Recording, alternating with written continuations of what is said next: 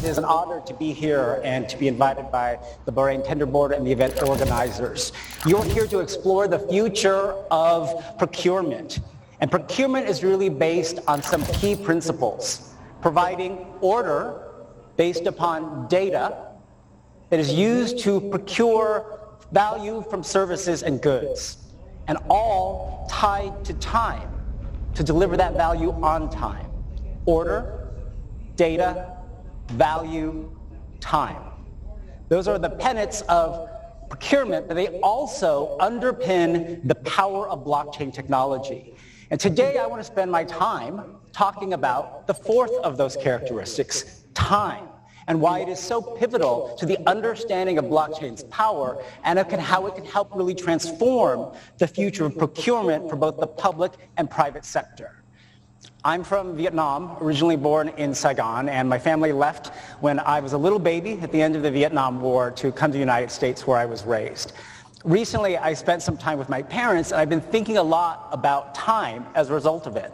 At the beginning of October, I was in the Los Angeles area, and my parents came with me to a family wedding. And it made us remember when they got married a long time ago in Vietnam. So my parents are these people who are not very romantic at all, definitely do not like to dance. But at the end of the wedding, there was that wedding reception, they got all the married couples onto the dance floor, and then slowly eliminated couples based upon the length of their marriage.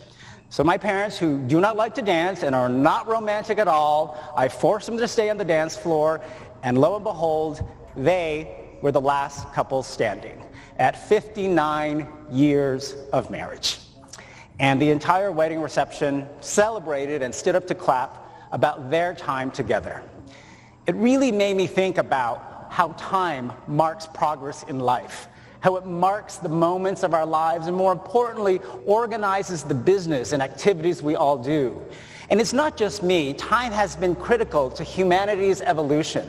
In the ancient times, humans built stone structures organized to point to the sunrise at an annual solstice or equinox. And then the ancient Egyptians built a device, the sundial, to try to measure time in 12 equal parts based upon sunrise to sunset. And there became many other devices to measure time, clocks that were made of water or sand.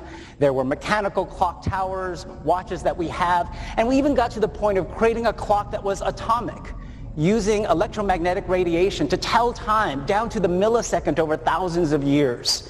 We also went to the skies, launching satellite systems such as Navstar to measure and synchronize time across the world.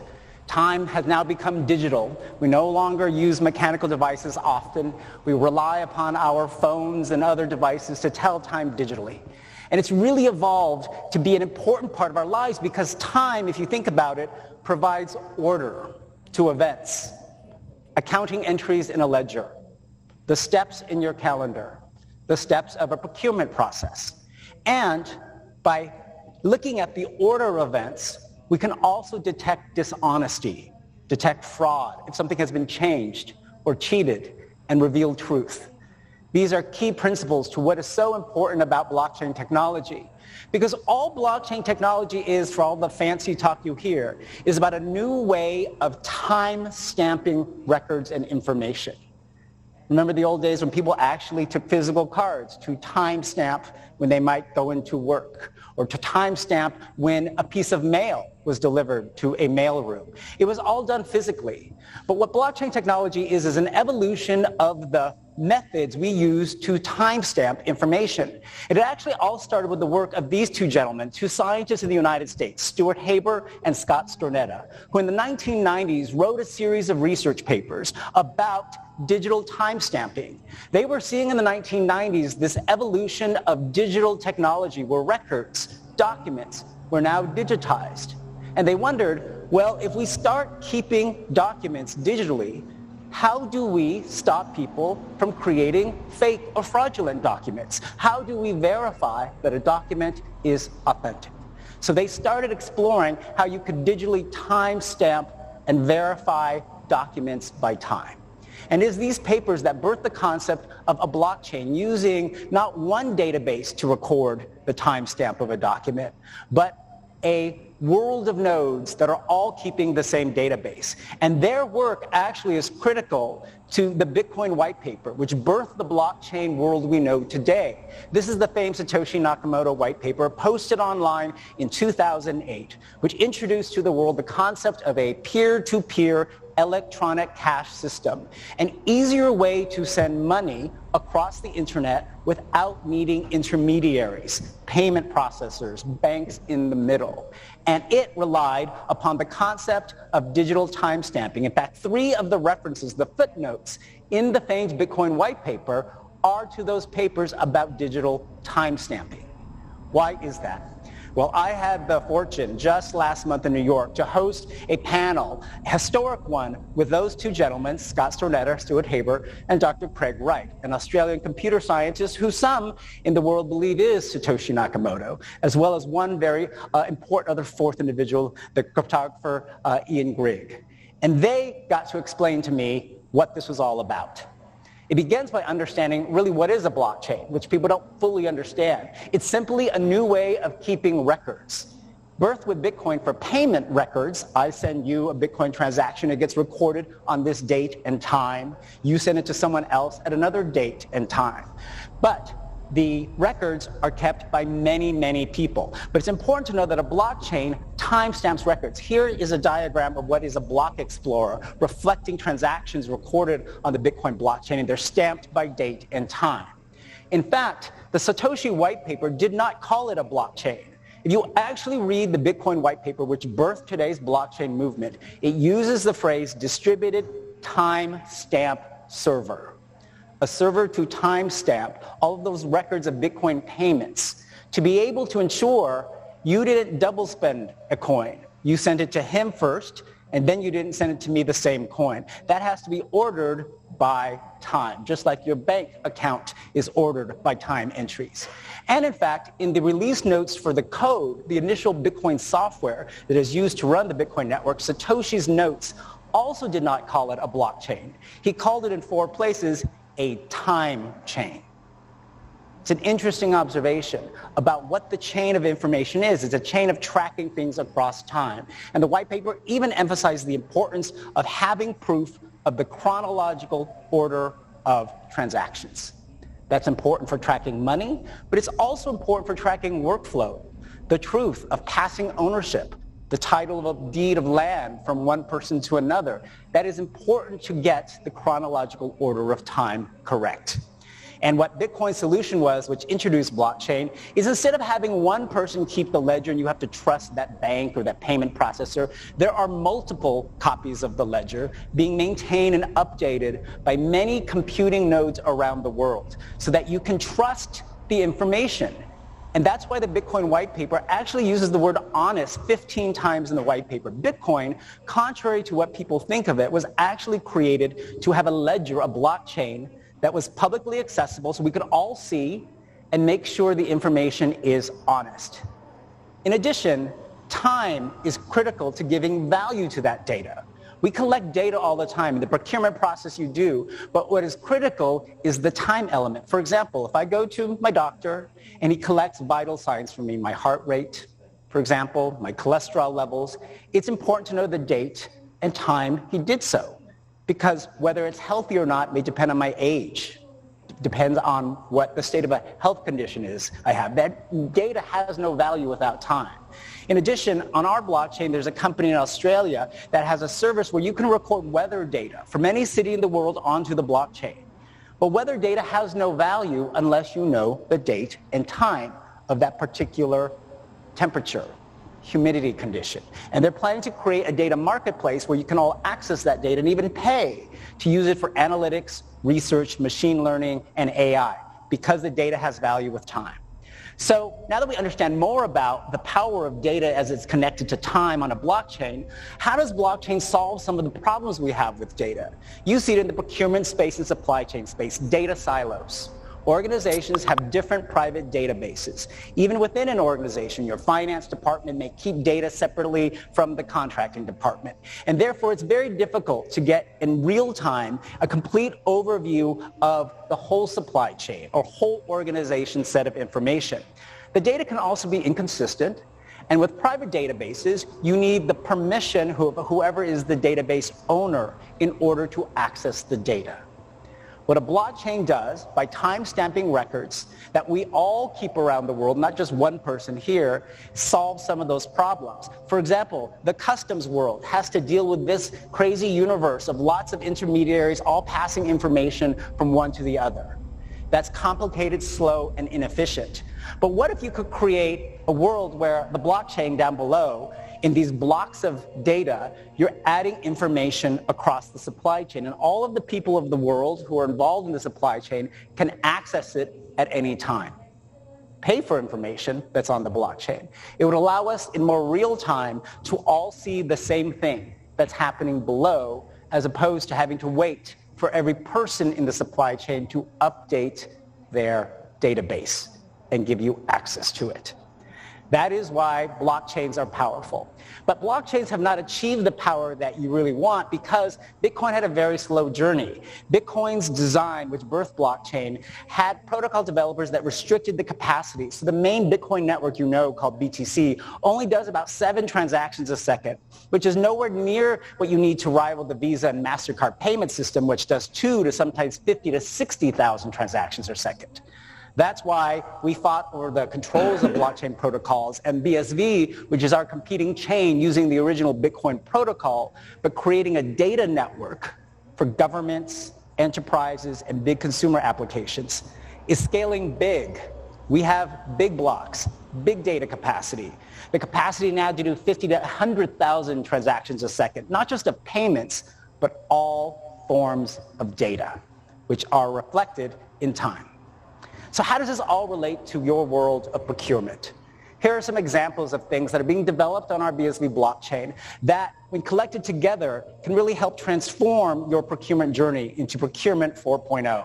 Supplier credential training, the tracking of KYC, know your customer, or KYB, know your business information.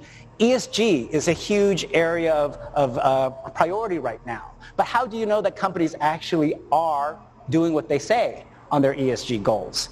You also need to verify the data that is given to you by suppliers, and then having more real-time access to manage your supply chain or invoicing and accounting is really critical. And there are even entire countries looking to move their government and citizen records to the digital world, onto digital ledgers. Let's take a look at a few examples. We're already starting to collaborate with the UAE's Ministry of Human Resources and Emeritization. So our journey with them begins with just education. We are their knowledge partner for blockchain training and have begun a series of a number of online webinars to actually educate all of their senior executives about blockchain technology so they can figure out the next step. How can they internally use blockchain applications to improve the efficiency of the data they keep about people, jobs, career development, which is a lot of their mandate. So that is a beginning part of the journey. A more sophisticated step comes to data integrity. Because a blockchain records data at a moment and date in time, you can see later if the data has been changed, manipulated in any way, whether it's innocent or intentional. So there's a company in the United States that's on our BSV blockchain called Veridat. They have built a data integrity platform. And their first use case is with the pharmaceutical industry, because when drug companies are testing and developing new drugs, they are required by most government agencies around the world. In the United States, it's the Food and Drug Administration, to keep records of the clinical trials they run. Testing a new COVID vaccine, you need to test it on humans at some point and keep the data so that you can then prove these are the trial results. Sometimes with pharmaceutical companies, the data gets changed along the way. It could be innocent. Some researcher says, oh, I made a mistake, let me fix the data. It could be fraudulent. There have been instances around the world of pharmaceutical companies faking clinical trial data or exaggerating it in order to get approval of a drug. This platform takes the data that's generated in testing and then puts it in storage on servers, but then also timestamps it using their application to our BSV blockchain. A hash or digital fingerprint of that data gets put onto the chain so that later, if the data's ever changed in any one tiny bit, it's easily detectable because you know it's different than what they recorded and timestamped on this date and this time with this data set. And with that application, you can make the information available not just to the pharmaceutical company, but to the government regulators, to people involved in the supply chain process, to the media, to consumers, so that they can gain more confidence in the quality of the drugs and medicines that we are taking. So data integrity is a powerful use of this time-stamping feature. Also, credential tracking. This is a huge area of investigation across the world. We've just signed an agreement with the University of Sharjah in the UAE to do the prototype and research for an academic and professional credential tracking application on the BSV blockchain, so that people have in more real time access to validate their academic and professional credentials from wherever they are in the world and to prevent fraud. This is also helpful for people who move across countries and may lose access to some of their records, and it's a perfect use of the time-stamping record power of blockchain technology. ESG is a critical goal for many governments and companies around the world. But the question I always get asked is, well, how do you know that some companies are actually fulfilling their ESG goals? So there's a group on our blockchain that is actually launching a whole business system called Proof of ESG, where they will be incentivizing companies and organizations to collect data about their ESG compliance, where they can provide supply chain provenance to track goods and products that are generated that claim to be environmentally friendly. And they can actually publish this information so that you can see on a publicly available blockchain. In fact, they're intending to create an ESG stamp, kind of a certification token that can allow anyone to look at moments in time where their company is still fulfilling its ESG goals and is certified as ESG green, for example. But having that on a blockchain is important because then we can all look at it and then you can know at what points in time they fulfilled those goals or not. KYB is something also important in the procurement space because you need to know the suppliers and vendors that you're potentially contracting with or entering into agreements. So this is important also in the banking and financial world. You can't open bank accounts unless the bank is satisfied that they have completed their KYC process on a potential bank customer. So there's a company based out of Austria in the UK called Company with a K, which actually provides a service to financial institutions and other businesses where they collect the information for potential contractor, customer, they verify that they provide it to the bank, and because banks actually have to keep this information to prove to the regulators, I did a search on this customer in case later there's a problem with money laundering or transfer of illegal funds. This company is recording hashes of that data that they pulled information about your company for this bank on this date and time. And then it's available on a public chain to verify, so the bank regulators can look at it as well. So it is a very powerful yet simple use of blockchain technology to provide more transparency, honesty, real-time access to information. This can be done with healthcare. VXPass is a startup in the United States which has a platform to track COVID vaccines so that you know and can confirm what dates and times you got your vaccine shots, as well as other verified health records. And the date and time is important, as we know, for many purposes in proving that you can travel, that your vaccine is effective at certain moments in time. They've developed partnerships in the US as well as internationally. The small country of Lesotho in the bottom of Africa has selected their application to be the official platform to track the rollout of the country's COVID vaccines. They've also just been selected by the city of San Francisco in the United States to do the same. Supply chain tracking is something you talk about a lot in the procurement world. Unisat is a company in Norway that's built on our BSV blockchain, a supply chain management system that integrates automatically with those ERP systems you see on the screen, from SAP to Oracle, and can move the data to the blockchain so that everyone in the supply chain can have more real-time access to it at a very granular level. I'll give you an example. Seafood.